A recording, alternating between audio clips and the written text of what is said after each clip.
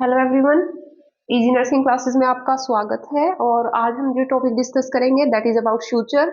तो हम डिटेल में डिस्कस करेंगे फ्यूचर्स के टाइप, कितने टाइप के फ्यूचर्स होते हैं। तो स्टार्ट करते हैं। फ्यूचर्स जो होते हैं उसको हम स्पीचीज भी बोलते हैं, ऑल्सो कॉल्ड स्पीचीज। जो फ्यूचर होता है it is a method to close a wound. किसी भी वुंड को अगर हमें क्लोज करना है तो वो हम किससे करते हैं? फ्यूचर से करते हैं, या वहां पे क्या लगाते हैं? स्टिचेस लगाते हैं। तो अगर एब्जॉर्प्शन के बेसिस पे देखें तो ये दो टाइप का होता है, एब्जॉरेबल फ्यूचर और नॉन एब्जॉरेबल फ्यूचर। एब्जॉरेबल फ्यूचर का मतलब होता है जो अपने आप एब्जॉर्ब हो जाता है, अपने आप घुल जाता है, तो वो एब्जॉरेबल फ्यूचर है। जो हमें काटने पड़ते हैं, जो अपने आप एब्जॉर्ब नहीं होते और हमें कट करने पड़ते हैं, तो उनको हम क्या बोलते हैं? नॉन एब्जॉरेबल फ्यूचर, जो अपने आप घुलते नहीं है। तो अगर एब्जॉर्बेबल फ्यूचर का हम देखें तो जो एब्जॉर्बेबल फ्यूचर होते हैं ये किससे बने होते हैं? हेल्दी मैमल जो होते हैं उसके कोलेजन फाइबर से बने होते हैं। ठीक है, collagen fibre of the healthy mammals. तो वहां से जो है ये एक्सट्रैक्ट किए जाते हैं एब्जॉर्बेबल फ्यूचर। उसके बाद हम एब्जॉर्बेबल फ्यूचर्स की अगर टाइप्स देखें तो दो टाइप के होते हैं, मोनोफिलामेंट और मल्टीफिलामेंट। मोनोफिलामेंट में क्या होता है? ऐसे सिंगल धागा होता है। और जो मल्टी फिलामेंट है उसमें क्या होता है? ऐसे करके इस तरह से धागे होते हैं। मल्टी फिलामेंट में एक से ज्यादा फिलामेंट होते हैं, जैसे चोटी बनती है ऐसे करके इस तरह से थ्रेड होते हैं मल्टी फिलामेंट के अंदर। तो मोनोफिलामेंट मतलब सिंगल स्ट्रैंडेड है, सिंगल धागा है हमारे पास। तो मोनोफिलामेंट्स में हम देखें तो कौन कौन से होते हैं? हमारा कैटगट जो है वो मोनोफिलामेंट में आता है। पॉलीडायक्सिनोन हमारा मोनोफिलामेंट है। मोनोक्राइल, जिसमें पॉलीग्लाइकेरोन भी हम बोलते हैं, तो वो हमारा क्या है? मोनो फिलामेंट्स है, जिसमें क्या होता है? सिंगल धागा होता है, हमारा सिंगल स्ट्रैंड होती है। फिर सबसे पहले कैटगट के बारे में। जो कैटगट होता है, कई बार क्वेश्चन पूछते हैं कैटगट कहाँ से लेते हैं, तो कैटगट जो होता है that is taken from small intestine of the ship. Ship का जो स्मॉल इंटेस्टाइन होता है उसके सब म्यूकोसा से हम कैटगट जो है वो बनाते हैं। तो catgut that is extracted from the small intestine of the ship, ship की स्मॉल इंटेस्टाइन से। कैटगट जो होता है वो दो तरह का होता है, प्लेन कैटगट और क्रोमिक कैटगट, दो तरह का आता है। अगर इसका एब्जॉर्प्शन टाइम देखें कितने दिन के बाद ये एब्जॉर्ब हो जाता है, तो प्लेन कैटगट है 5 to 10 डेज के अंदर एब्जॉर्ब होता है। और क्रोमिक कैटगट जो होता है हमारा वो 10 to 14 डेज के अंदर जो है वो एब्जॉर्ब होता है। क्यों होता है? क्योंकि जो क्रोमिक कैटगट होता है उसके ऊपर एक कोटिंग होती है जिसको हम क्रोमियम ट्राइऑक्साइड बोलते हैं, इसकी कोटिंग होती है क्रोमिक कैटगट के ऊपर। तो इसीलिए कोटिंग की वजह से इसको जो है वो एब्जॉर्प्शन में टाइम लगता है। प्लेन कैटगट जो होता है वो सॉफ्ट टिश्यू सर्जरी के लिए यूज किया जाता है। अगर स्मॉल इंटेस्टाइन की सर्जरी हम कर रहे हैं या सॉफ्ट टिश्यू इंजरी सर्जरी कहीं पे कर रहे हैं, तो वहां पे कौन सा यूज होता है? प्लेन कैटगट जो है वो यूज किया जाता है। ठीक है, तो कैटगट के बारे में आपको इतना ही पता होना चाहिए। प्लेन कैटगट कितने दिन में एब्जॉर्ब होता है और क्रोमिक कैटगट है वो कितने दिन में एब्जॉर्ब होता है। फिर हमारा आता है पॉलीडेक्सनॉन। ये 96 डेज के अंदर एब्जॉर्ब होता है पॉलीडेक्सनॉन जो होता है। और ये भी सॉफ्ट टिश्यू और हार्ड टिश्यू दोनों सर्जरी में जो है वो है यूज होता है। फिर हमारा आता है मोनोक्राइल पॉलीग्लाइकारो कैप्रोन। मोनोक्राइल पॉलीग्लिकैप्रोन, ये जो है वो 15 to 30 डेज के अंदर एब्जॉर्ब होता है। और ये सिंथेटिक फ्यूचर होता है, सिंथेटिक नेचर का फ्यूचर होता है ये। और मोनोक्राइल पॉलीग्लिकैप्रोन हम इसको बोलते हैं, और इसका एब्जॉर्प्शन टाइम जो है वो 15 से 30 दिन का है। तो आपको पता होना चाहिए कि जो एब्जॉर्बेबल फ्यूचर है उसमें मोनो फिलामेंट कौन से हैं और मल्टी फिलामेंट कौन से हैं।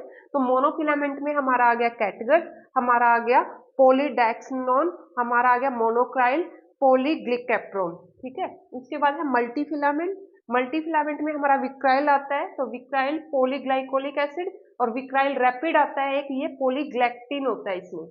ठीक है, तो जो विक्राइल हमारा होता है इस पे कोटिंग होती है, इसके ऊपर ट्राइक्लोजन की कोटिंग होती है। और अगर सॉफ्ट टिश्यू सर्जरी हमने करनी है तो वहां पे हम विक्राइल यूज करते हैं। ठीक है, इसका जो एब्जॉर्प्शन का टाइम होता है वो हमारा होता है 56 डेज से 90 डेज का। ठीक है, तो सबका आपको एब्जॉर्प्शन टाइम पता होना चाहिए कि कितने दिन में ये एब्जॉर्ब हो जाता है। तो इसके ऊपर भी कोटिंग होती है, जो विक्राइल रैपिड और विक्राइल हमारे पास आता है इसकी कोटिंग आपको ध्यान रखनी है। यहाँ पे ट्राइक्लोजन कोटिंग की कोटिंग होती है, और ये भी सॉफ्ट टिश्यू में यूज होता है अगर सॉफ्ट टिश्यू की हमने सर्जरी करनी है। फिर हमारे आते हैं non absorbable suture. Non absorbable suture जो अपने आप एब्जॉर्ब नहीं होते, जो हमें कट करने पड़ेंगे, तो उनको नॉन एब्जॉर्बेबल सूचर बोलेंगे। इसमें भी मोनोफिलामेंट और मल्टीफिलामेंट दो तरह के होते हैं। मोनोफिलामेंट में जिसमें सिंगल धागा होता है हमारा, पॉलीइथाइलिन, पॉलीप्रोपाइलिन और स्टेनलेस स्टील, तो ये आते हैं हमारे तीन मोनोफिलामेंट के अंदर। इसमें जो पॉलीप्रोपाइलिन होता है इसको प्रोलीन भी बोलते हैं हम, प्रोलीन भी बोला जाता है इसको ओटी में। तो जो प्रोलीन होता है इसकी हाई टेंसाइल स्ट्रेंथ होती है, और जो प्रोलीन है वो हमारा क्या है, मोनोफिलामेंट का है, और कौन से टाइप का है, नॉन एब्जॉर्बेबल सूचर है। ठीक है, ये भी क्वेश्चन पूछा गया है, ये भी आपने ध्यान रखना है कि प्रोलीन जो है वो नॉन एब्जॉर्बेबल सूचर है और मोनोफिलामेंट है। उसके बाद मल्टी फिलामेंट में हमारा पॉलिएस्टर आता है, और इसमें सिल्क जो है वो हमारा मल्टी फिलामेंट है और नॉन एब्जॉर्बेबल है। ठीक है, उसके बाद जो है हमारे नाइलॉन वायर आती है हमारी। जो नाइलॉन वायर आती है इसमें, इसका यूज हम कहाँ पे करते हैं, anastomosis of the small blood vessel. जो नाइलॉन आता है हमारा उसको हम स्मॉल ब्लड वेसल को अगर आपस में जोड़ना है, एनास्टोमोसिस का मतलब आपस में अगर कनेक्ट करना है, तो वहां पे हम नाइलॉन यूज करते हैं। इसके बाद आता है कि कौन सा सूचर है, कितने दिन के बाद आपने कट करना है।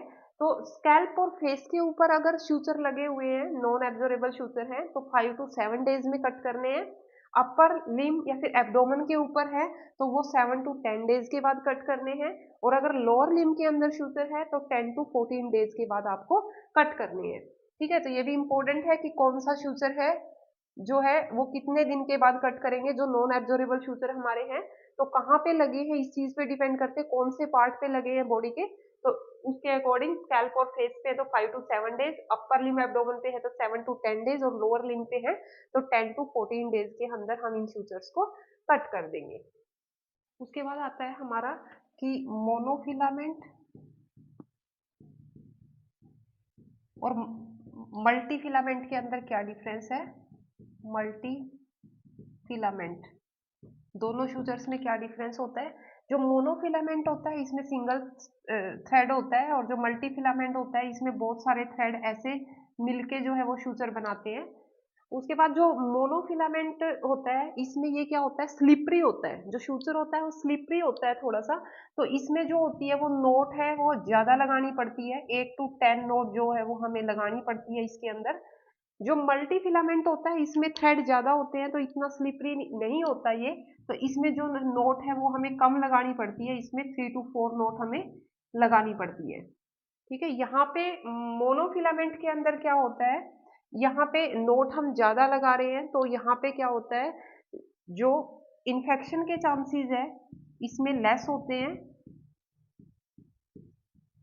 इन्फेक्शन के चांसेस लेस होते हैं मोनोफिलामेंट के अंदर, और इसमें जो इन्फेक्शन के चांसेस होते हैं वो ज्यादा होते हैं मल्टीफिलामेंट में।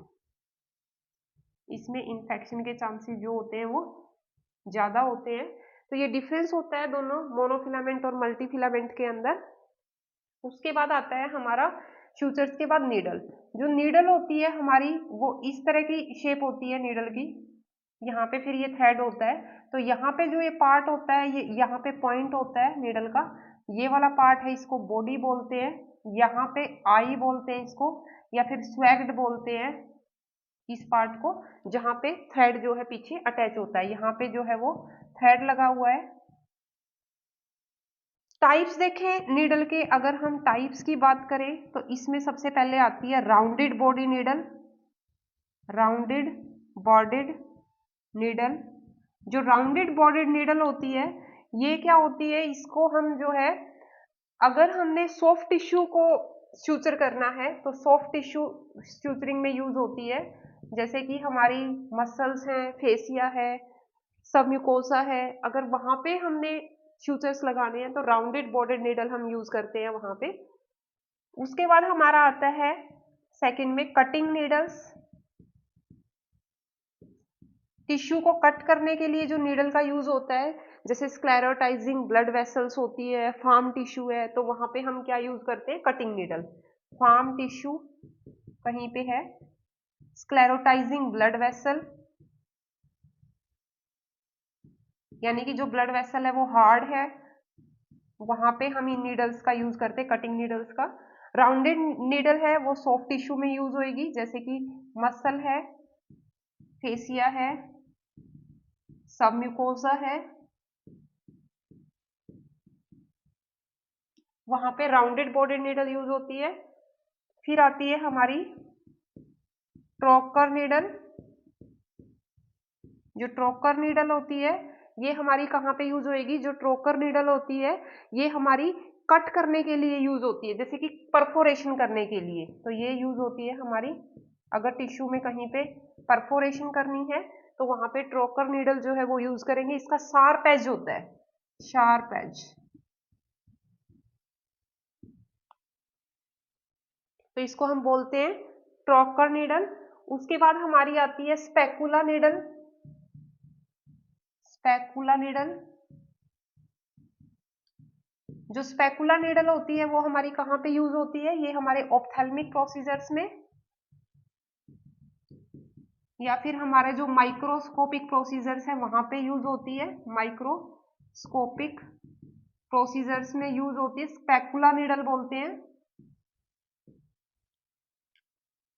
तो ये हमारी नीडल्स की टाइप है। Rounded bordered needle soft tissue में यूज होती है, कटिंग नीडल्स फार्म टिश्यू में स्क्लेरोटाइजिंग ब्लड वेसल्स को कट करने के लिए।